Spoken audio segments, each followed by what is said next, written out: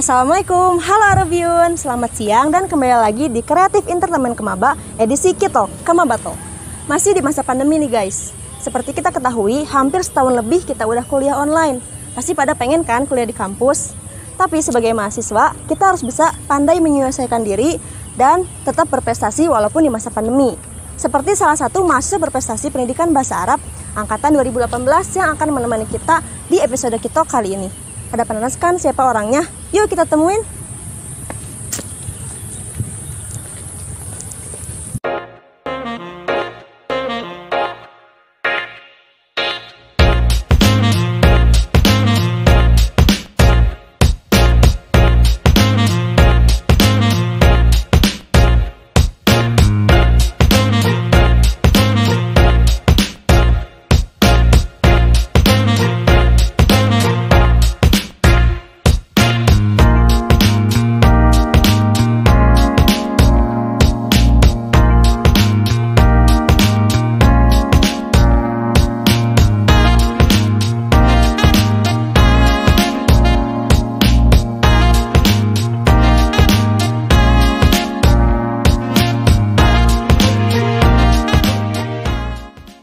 Nah, Robiun, kita udah bareng nih sama narasumbernya. Halo Kang Faris, Halo Nada, apa kabar? alhamdulillah baik. Masya Allah luar biasa nih teman-teman.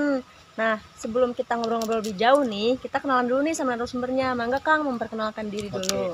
Halo Robiun, kenalin nama aku Faris Alifuddin, biasa dipanggil Faris, mahasiswa pendidikan bahasa Arab UPI tahun 2018.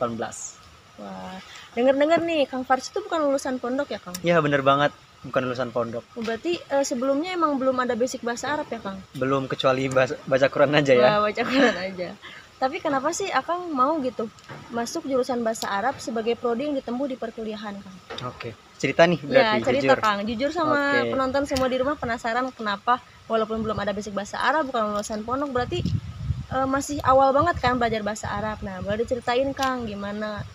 Oke, jadi ceritanya tuh dulu dari SD nggak apa-apa ya? Ya, dari SD Dari boleh. SD tuh pengen banget jadi guru PAI karena suka banget sama pelajaran agama. Sampai setiap ditanya pengen jadi apa gedenya, cita-citanya pengen jadi guru apa nih, guru agama. Kalau misalnya nggak jadi guru agama ya berarti pengen jadi ustadz gitu, karena intinya pengen jadi orang yang paham agama gitu. Itu awalnya dari SD pengen jadi guru agama. Terus pas SMP masih sama nih cita-citanya, sampai SMA pun masih sama, sampai pas ketika SNMPTN itu kan zaman 2018 ada 3 pilihan nih yang bisa kita ambil. Karena emang pingin banget kuliah di Bandung nih, nggak pengen kuliah di Lampung, akhirnya 2 pilihan aku ambil di Bandung, yang satunya lagi pilihannya di Lampung. Dan ketika cari universitas di Bandung akhirnya ketemu UPI, dan ketika ambil di UPI dapat jurusan IPAI, dan itu langsung tertarik banget dong, karena emang Karena ingin tujuan awal jadi iya guru karena PAI. pengen jadi guru PAI, cita-citanya. Sampai pilihan kedua masih bingung karena masih belum ada jurusan yang cocok nih sama hati. Akhirnya bingung tuh, beberapa hari bingung buat nentuin jurusan keduanya karena emang pengen banget kuliah di Bandung. Akhirnya setelah dicari-cari tuh lama, akhirnya ketemu jurusan bahasa Arab. Kenapa waktu itu ngambil bahasa Arab? Padahal iseng doang ya tujuannya, karena emang cuma pengen kuliah di Bandung. Intinya kalau nggak kuliah di IPAI pengen di bahasa Arab, intinya pengen kuliah di Bandung gitu. Kalau nggak keterima di pilihan 1 bisa di kuliah di pilihan 2. Akhirnya masukin tuh bahasa Arab buat pilihan isengnya, buat pilihan kedua Yang penting di UPI. Bandung. Iya, yang gitu penting ya. di Bandung pokoknya. Akhirnya pas pengumuman qadarullah dapatnya di bahasa Arab, bukan di PAI. Akhirnya ya pas pengumuman agak nyesel. Ya, bahasa Arab karena emang pengen di PAI kan. Akhirnya ya udah deh jalanin aja. Akhirnya pas dijalanin tuh ketemu Ustadz Aldi. Ustadz Aldi tuh sering ngomong, kalau misalnya kalian nggak nyesel di bahasa Arab, yakin kalau kalian tuh kecemplung di jalan yang benar. Kecemplung di jalan Kecemplung di jalan yang benar. Itu satu-satu kata yang simple tapi ngena banget di hati, karena wah iya ya, kecemplung di jalan yang benar. Karena setelah dipikir-pikir juga, bahasa Arab itu bahasa agama ya. Jadi akhirnya yaudah deh, mungkin ini jalan Allah, takdir Allah buat belajar bahasa agama dulu sebelum belajar agamanya gitu. Akhirnya ya udah deh, karena emang udah mungkin ini jalannya, akhirnya jalanin aja deh sampai sekarang di bahasa Arab. Tapi betah ya Kang di bahasa Arab. Insya Allah berarti. dibetah-betahin. Terus Kang Akang bukan lulusan pondok, nggak ada basic bahasa Arab. Pasti pas masuk jadi maba itu ada struggle Akang sendiri gitu untuk menyesuaikan dengan teman-teman bahasa Arab di sini. Gimana sih Kang waktu awal jadi maba di pendidikan bahasa Arab? Struggle-nya sebenarnya banyak ya, karena emang belum pernah belajar bahasa Arab selain baca Al-Quran. Yang pertama pasti ngerasa minder karena pas kita tahu masuk bahasa Arab ternyata banyak nih anak-anak lulusan pondok, lulusan MAN yang bisa dibilang udah punya basic bahasa Arab. Jadi itu kayak istilah sekarang tuh kena mental gitu, kena mental duluan sebelum berjuang. Akhirnya udah minder gitu. Makin pas ketika belajar kayak kok mereka makin jago kelihatannya. Akhirnya makin minder dari situ.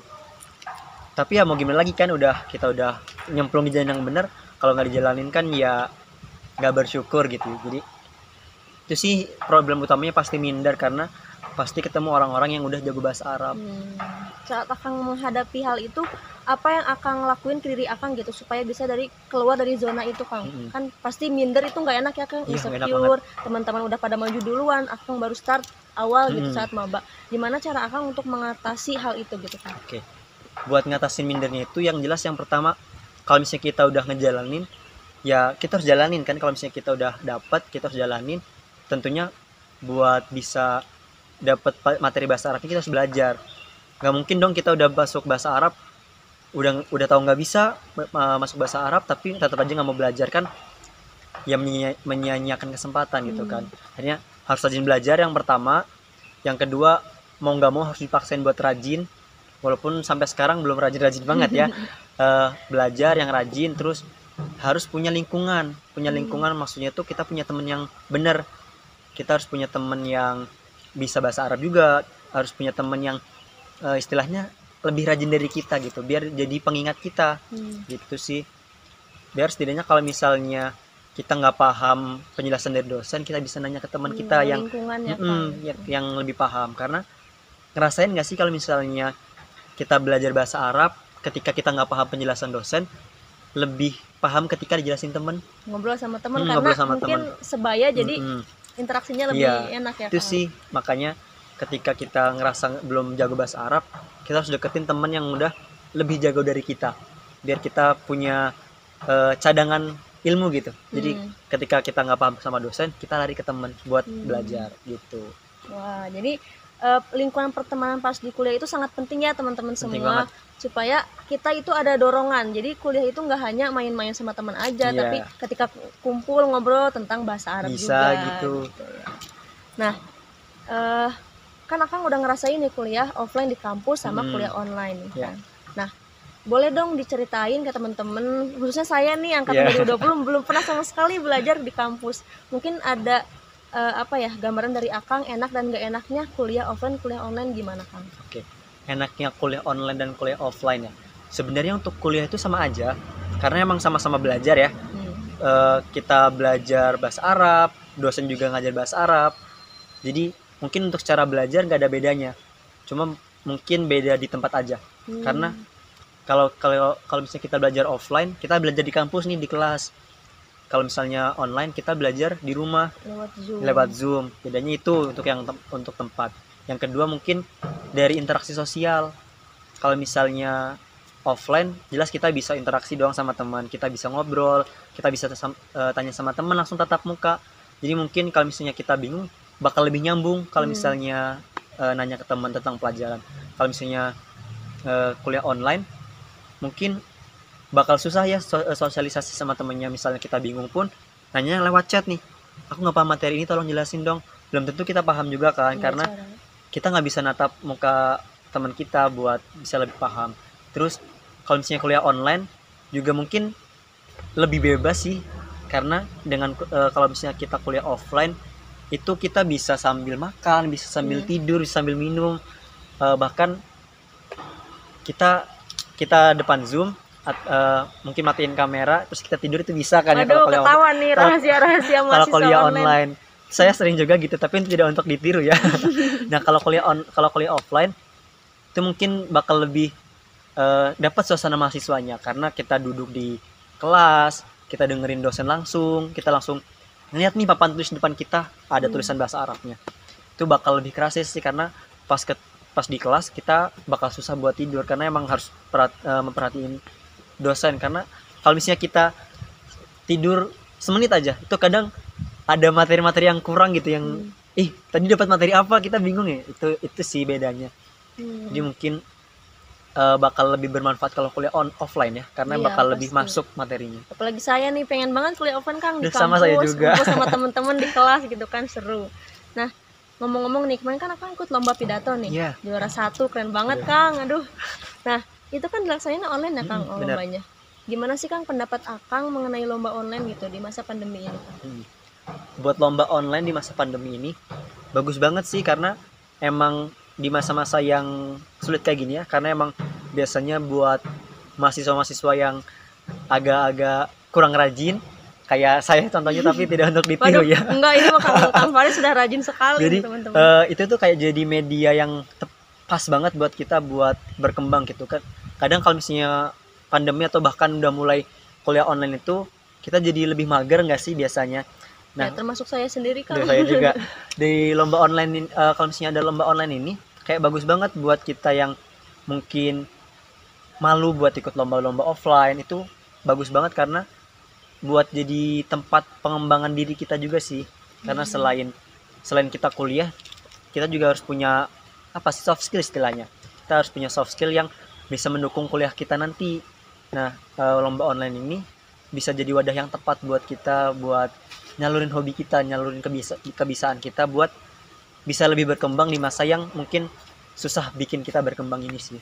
Bagus banget itu. Teman-teman nih, Kang Faris kan bukan lulusan pondok, belum ada basic bahasa Arab, tapi bisa juara 1 lomba pidato, keren banget gak sih teman-teman? Jadi teman-teman semua yang masih ragu sama diri sendiri, jangan, itu harus dibuang jauh-jauh, bener ya Bener Kang? banget, bener banget. Karena gak ada alasan untuk kita berhenti belajar, berhenti berprestasi walaupun di masa pandemi ini. Bener banget. Terus Kang, pas lomba-lomba online tuh Akang mengalami kesulitan kan pasti tuh? Pasti. Apa aja sih Kang kesulitan yang dialami ketika lomba online Kang? Kalau lomba online, kebetulan karena aku seringnya lomba pidato ya, ketika lomba online itu, jadi mungkin kesulitan utamanya karena buat lomba pidato itu biasanya disuruh ngumpulin video kita lagi pidato kayak di depan kamera nih, kita disuruh pidato. Kesulitannya yang pertama itu ketika bikin video, karena aku sendiri nih ya, pas lomba online itu nggak ada teman, akhirnya bikin video sendiri, teks sendiri, kayak kan ribet Mandiri ya, sekali mandiri ya, sekali. Jadi kayak itu sih sulitnya, karena emang kan kalau misalnya offline gini kita bisa interaksi sama penonton gitu ya, kita bisa tatap kanan, tatap kiri, atau langsung natap juri. Itu enak banget kalau lomba offline, karena kita bisa interaksi, bakal feel atau pesan yang kita sampaikan ketika pidato tuh lebih nyambung gitu langsung ke penonton. Bener banget. Nah, ketika lomba online itu ya kita cuma bisa natap kamera, karena penonton kita ya lihatnya layar ini, layar HP, buat nonton apa sih pesan yang kita sampaikan lewat pidato itu sih susahnya, karena sendirian, jadi harus mandiri. Iya, Mau nggak mau harus mandiri. dilakuin sendiri gitu teman-teman. Terus editingnya juga sih, kadang kan ada lomba yang persyaratannya boleh diedit. Kadang kalau pengen bagus kan harus diedit ya. Nah, aku tuh tipe orang yang mungkin belum bisa ngedit, jadi susah banget buat ngedit video yang bagus gitu. Akhirnya udah deh seadanya gitu. Tapi seadanya juara 1 nih. Nah, biar bisa juara 1 dimaksimalin ketika tampilnya gitu. Jadi walaupun secara kualitas video masih ada seadanya, kita harus bisa luar biasa ketika tampilnya. Dari gitu. kemampuannya. Bener gitu ya, banget. Kang. Nih, masih banyak nih yang mau aku tanyain, tapi kayaknya kita enak kalau misalnya cari tempat nih, Kang. Boleh. Aku kan belum tahu nih ya tempat-tempat kampus di sini gitu kan. Akang udah mahasiswa offline nih, udah pernah kuliah di kampus. Mungkin Akang ada rekomendasi tempat untuk kita ngobrol-ngobrol lebih jauh gitu, Kang? Boleh. Mungkin kita ke Taman Teletabis aja kali ya. Taman Teletabis di mana tuh, Kang? Itu di depan Isola atau Isola. Oh, Isola ya, tahu. Kita ke situ aja. Oke, ayo Kang.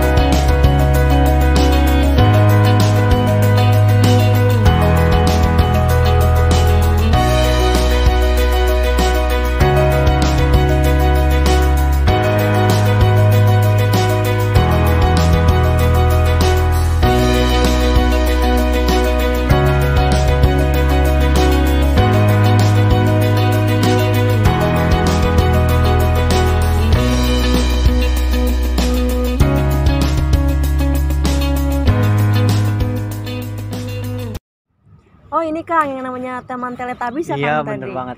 Oh, kalau boleh tahu nih, kalau misalnya kuliah offline tuh suka dipakai apa sih Kang lingkungan ini tuh? Biasanya sih anak UPI kalau ke teman Teletubbies itu kadang cuma nongkrong sih, ngobrol-ngobrol biasa sama teman atau kayak piknik-piknik gitulah. Dia Tapi emang enak sih ini Hmm. kayak teman Teletubbies beneran ya, kayak Iya. film Teletubbies Jadi teman-teman. bisa kayak gini nih, lesehan sambil makan, enak banget sih. Semoga kita ntar bisa ngerasain ya semuanya di sini Amin. kumpul-kumpul. Oke, berarti kita langsung ke pembahasan lagi ya Kang. Boleh. Kan tadi udah dibahas juga ya, Kang tuh juara 1 lomba pidato. Berarti jago banget nih Aduh. pidatonya berarti ya. Nah, kita nih ya, saya sendiri juga pribadi pengen gitu bisa pidato juga. Cuman kadang-kadang suka ngerasa nervous gitu untuk ngomong di depan umum. Apa sih Kang tips and trick supaya kita tuh nggak nervous gitu ngomong di depan umum gitu Kang? Oke. Sebenarnya untuk tips and trick, saya juga sebenarnya masih sering nervous ya kalau di depan orang. Orang kita hadapan aja, aku masih nervous nih sebenarnya. Aduh. Nah, tapi kalau misalnya buat tips and trick yang sering aku lakuin kalau pas mau siapan pidato gitu, biasanya sih yang jelas nyiapin materi. Aku nyiapin materi dulu, mungkin ditulis biar biasanya kalau nulis tuh biar lebih cepat ingat. Kita nulis materi dulu, setelah itu jangan lupa dihafalin. Kalau bisa pidato jelas dihafalin, tapi kalau misalnya untuk materi-materi lain mungkin bisa dipahamin, mungkin dari susunannya biar kita paham sama strukturnya. Terus setelah kita nyiapin materi nih, kita harus latihan. Misal kita pidato, kita latihan depan kaca nih, kita ngobrol sama diri kita sendiri, kita bisa koreksi diri kita, misal apa nih yang kurang, apa nih yang harus diperbaikin ketika kita latihan sama diri kita sendiri. Tapi sebelum latihan atau sebelum kita mulai dari proses tadi yang aku sebutin, kita harus niat dulu, niat kita bener-bener harus dikuatin tuh buat ikut apa yang mau kita lakuin gitu. Nih habis niat ngelakuin yang tadi aku sebutin, latihannya tuh nggak boleh sekali 2 kali, harus sesering mungkin biar pertama kita pede sama orang lain. Misalkan kita hadapan sama diri kita sendiri, pede nggak, itu bisa nguji pede kita juga. Kalau misalnya kita udah pede berhadapan sama diri sendiri, insya Allah bakal pede ngadepin orang lain. Terus habis latihan sama diri sendiri, boleh nanti mungkin coba-coba latihannya sambil bikin video. Misal bikin video kayak simulasi gitu, kita bikin video. Dari itu kalau misalnya lomba offline lomba online ya kan pasti bikin video, kita bisa koreksi tuh kelemahan kita, iya, kekurangan kita dari video yang udah kita buat. Kalau misalnya udah siap, baru kita bisa uptake video kalau misalnya lomba online. Kalau misalnya lomba offline ya mungkin untuk persiapannya lebih banyak ya, karena mental pasti bakal lebih diuji karena langsung berhadapan sama orang gitu sih. Oh iya, kalau selain itu yakin aja, kita harus yakin kalau misalnya kita bisa ngelakuin apa yang mau kita kerjain, sama pede. Anggap aja orang itu nggak ada, anggap aja ketika kita tampil kita paling jago. Itu jago. Sih itu pede sama yakin itu udah paling penting. Soalnya kalau misalnya kita nggak punya itu ya kita bakal selamanya aja di tempat yang sama, kita nggak akan berkembang kalau kita nggak yakin sama nggak pede. Jadi insecure-nya harus dihilangin. Bener, ya, sementara dihilangin dulu aja. Kalau misalnya kita udah tampil, baru deh ngelihat hasil orang mungkin boleh lah, tapi jangan terlalu berlebihan karena nggak baik juga yang berlebihan ya. Gitu. Keren banget ya itu teman-teman semua, mungkin bisa diaplikasiin bagi teman-teman yang masih ngerasa insecure, masih takut untuk menunjukkan prestasi gitu, menunjukkan kemampuan kalian dalam public speaking. Jangan takut-takut gitu, kata Kang Faris juga, harus percaya diri, harus yakin pada diri sendiri. Nah Kang, ini kan masa pandemi nih ya, kalau aku pribadi nih ya kadang suka ngapain sih ikutan lomba-lomba, males juga bikin video, terus harus segala sendiri diurus sendiri kan, kata Akang tadi bilang juga. Nah yang bikin Akang tuh terus termotivasi dan ini pas pandemi, walaupun ada halangan pandemi nih, nggak jadi alasan lah untuk aku untuk berhenti berprestasi. Apa sih Kang motivasi Akang gitu untuk melawan gitu dalam keadaan seperti ini? Aku sih awalnya awal-awal pandemi itu juga sebenarnya malas gitu, malas ikut video, malas ikut lomba gitu, karena mikirnya sama, buat apa sih gitu kan, pandemi kita bisa santai, kita bisa rebahan sepanjang hari. Tapi semakin lama kan udah pandemi hampir 2 tahun ya, kayak akhir-akhir ini tuh sering lihat teman-teman aku atau adik-adik tingkat aku tuh kayak mereka tuh rajin ikut lomba-lomba gitu, kayak iri. Yang pertama tuh kita nggak apa-apa iri ke orang lain, kita iri ke pencapaian orang lain, itu menurut aku nggak masalah ya, karena itu bisa numbuhin motivasi dalam diri kita juga.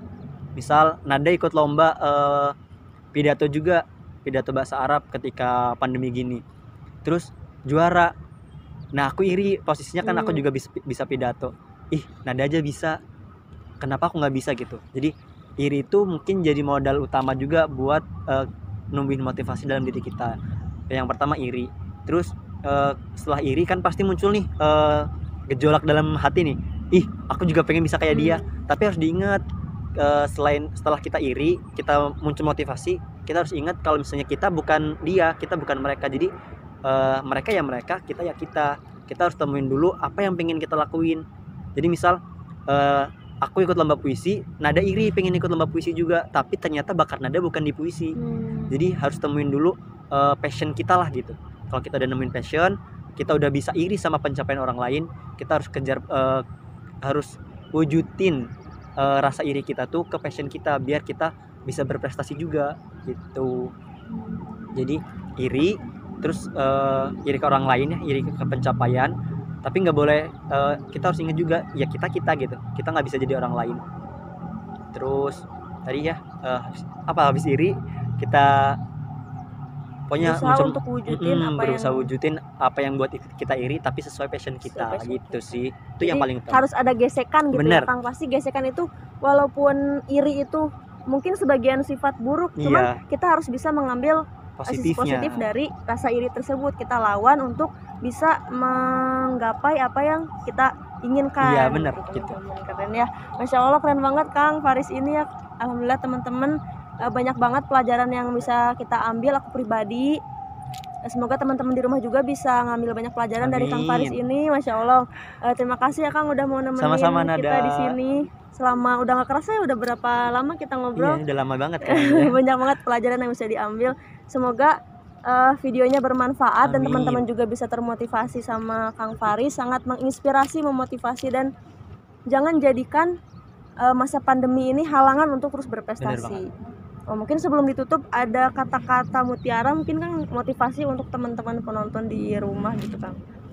Apa ya, kalau dari aku mungkin karena sekarang masih pandemi ya, dan mungkin kita bahasanya juga dari tadi tentang kuliah, tentang lomba, mungkin kalau misalnya kalian punya potensi atau kalian punya bakat, kalau misalnya kalian mau wujudin sekarang gitu, jangan ditunda-tunda. Karena kalau misalnya kita nggak wujudin sekarang, kapan lagi gitu kan. Jadi mungkin langkah-langkah besar kita tuh kita mulai dari langkah-langkah kecil. Jadi nggak apa-apa kita jalan dulu sedikit-sedikit. Nanti kalau misalnya kita merasa udah jalan kita udah cukup jauh, mungkin kita boleh kejar mimpi kita tuh dengan cara lari. Jadi intinya kalau mau lakuin sekarang, jangan pernah ditunda. Tidak gitu ada sih. kata terlambat. Iya. Gitu ya Kang. Wah, keren banget teman, bisa tepuk tangan dulu Kang Faris. Terima kasih ya Kang udah mau nemenin kita beberapa menit ke belakang. Semoga Kang sehat-sehat terus, keluarga di rumah juga sehat-sehat, kuliahnya lancar sampai nanti sidang skripsi. Amin. Semoga Nada juga lancar kuliahnya. Amin ya. Kang, terima kasih banyak. Ya, teman-teman, sampai di sini dulu episode kita kali ini. Semoga videonya bisa bermanfaat. Jangan lupa untuk di-like, komen juga untuk saran-saran video berikutnya. Jangan lupa juga untuk dibagiin ke teman-teman kalian karena videonya sangat bermanfaat banget ini. Sayang banget kalau teman-teman nggak ikut nonton ya. Terima kasih. Wassalamualaikum warahmatullahi wabarakatuh.